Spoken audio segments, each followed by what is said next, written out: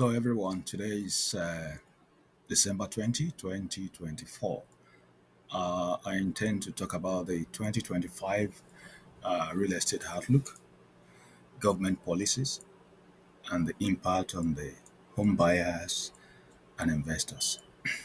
In the recent time, government have introduced a number of policies aiming to be able to help the first-time home buyers in terms of affordability. One of these is elimination of stress test. It's now easier to port your mortgage from one lender to the other as at November 2021. You can shop around and find the best lender and the rate for you in your current financial circumstances without having to worry about passing a stress test when you want to renew your mortgage. It's also easier for an investor to be able to move the mortgage from one lender to the other and thereby create a kind of competition among the lenders. And whenever there is competitions among the lenders, the people who borrows the money tend to have an advantage in that you can go to where you can get the best rate. That is one of the policy that the government introduced. We have a number of those policy, and we also are aware that the interest rate in the last couple of months have been coming down.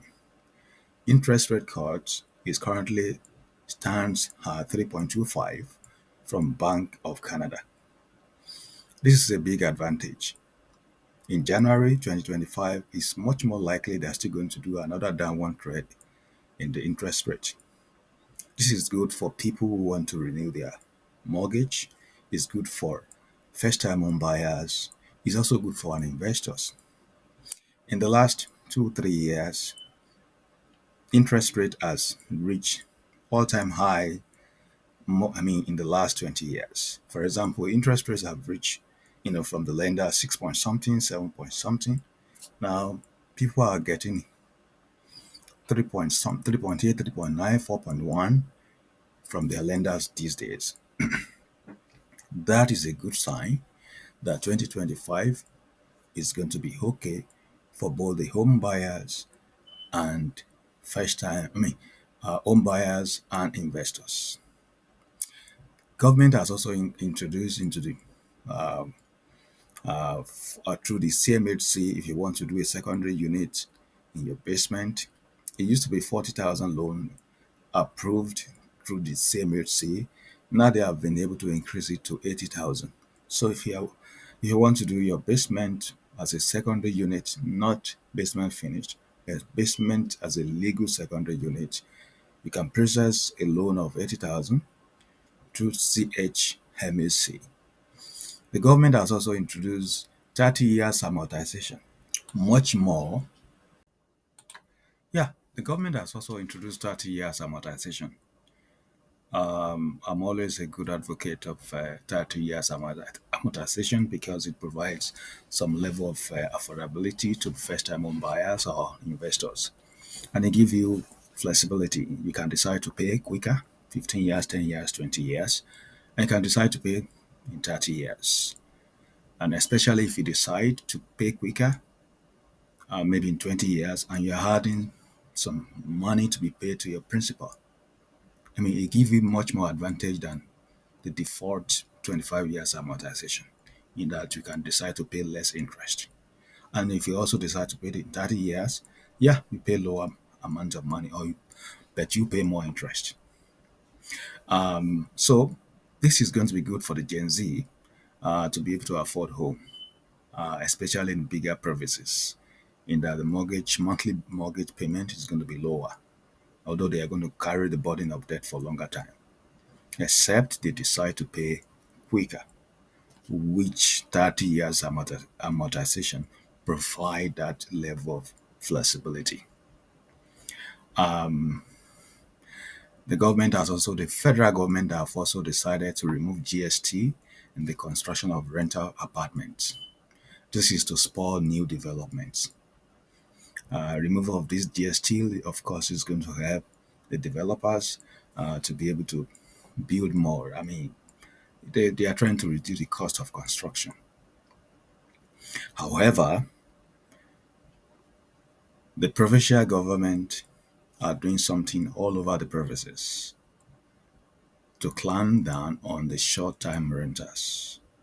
The Booking.com, the Airbnb, the government, the municipal government, for example, City of Winnipeg here in Manitoba, are clamping down seriously on short-term renter.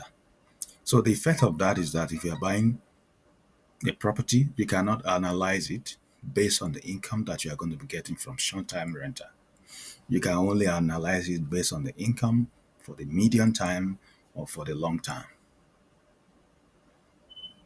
So, I mean, they have introduced a number of rules. For example, you cannot do more than one Airbnb. You can only do three, and if you have owned those ones before February 2023.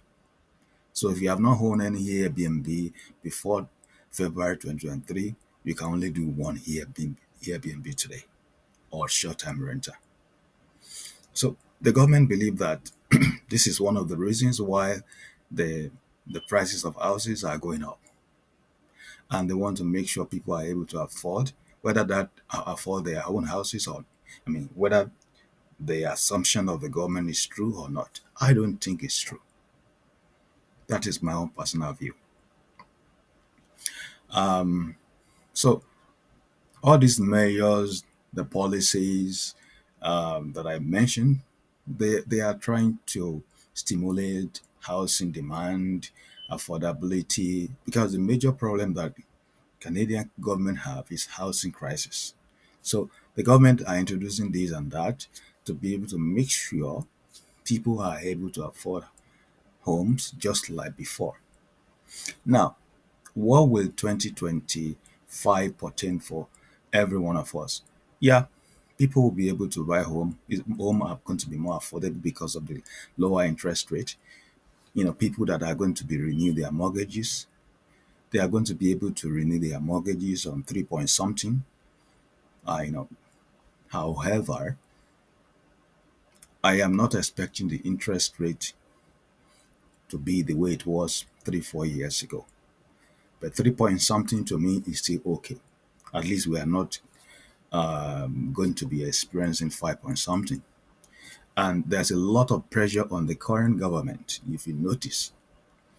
And because of that, they are doing everything possible to stimulate the economy and to stimulate the housing market. So I see 2025 as a good year for real estate investment and for first-time home buyers. I would like you to stay informed, to look at the trends of what is happening in your locality, in your city, because sometimes market can change anytime.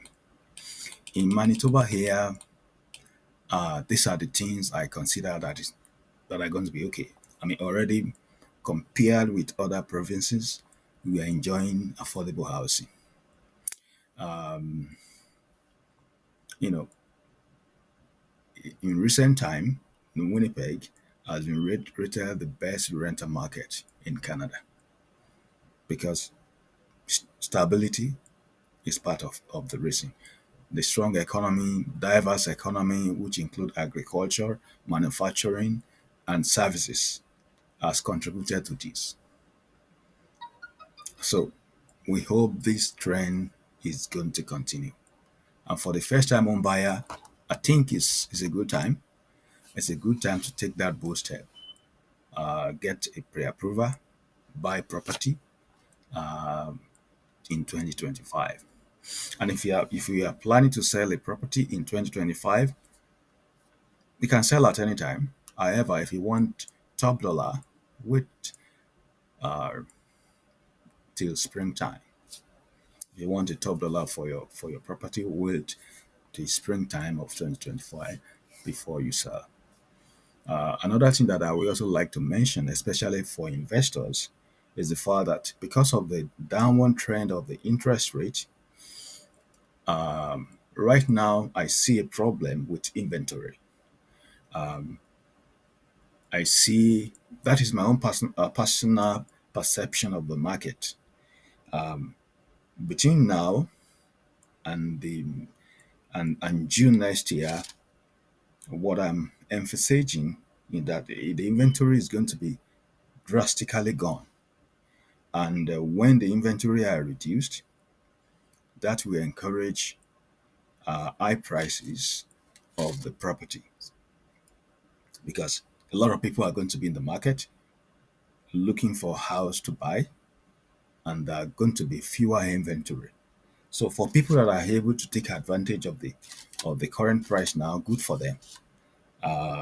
You can buy now for the price. I mean, for the price now, because the inventory this year is definitely going to reduce. And houses are not commodity that you can get in few days or even few months. On the average, building a home takes between 6 to 9 months. So that I foresee in the year 2025. If you also think of anything that may impact the real estate market in 2025, let me know. Comment, send me a message. I know I see 2025 as a good market. And for those that are doing renters, people are worried about the immigration because if you look at the immigration right now, the government is also trying to restrict immigration. In actual fact, the government are expecting some people, some of the students, to go back home. I mean, how that is going to happen, we're all going to wait and see. Another issue that I also see happening that happened in the time past, maybe a few years ago, the new government in the US. Trump is coming, and we all knew what happened the last time Trump was here. People were crossing border to Canada. I see that happening again. I see the influx of asylum seekers in Canada through the border. To me, that is good for people that are in rental business because they will have a place to live. So, if you think of anything that can impact 2025, comment, let me know, send me a message. We can have a chat. If you want a personalized consultation regarding your investment for the new year 2025, if you are willing to upgrade, to buy more, buy more properties for the new year, let me know. Let's discuss. Let's have chat. Because individuals' circumstances are different. Some people need to wait. Some people need to act now. I will be willing to help. I will be willing to answer any question. And I'm going to be sending some opportunities around in the next few days or few weeks to take advantage of. If you have any question regarding this, let me know. My name is Akindele Okbola. I'm a real estate coach, investor, a mentor, and a licensed realtor. Thank you, and thank you for your time. God bless.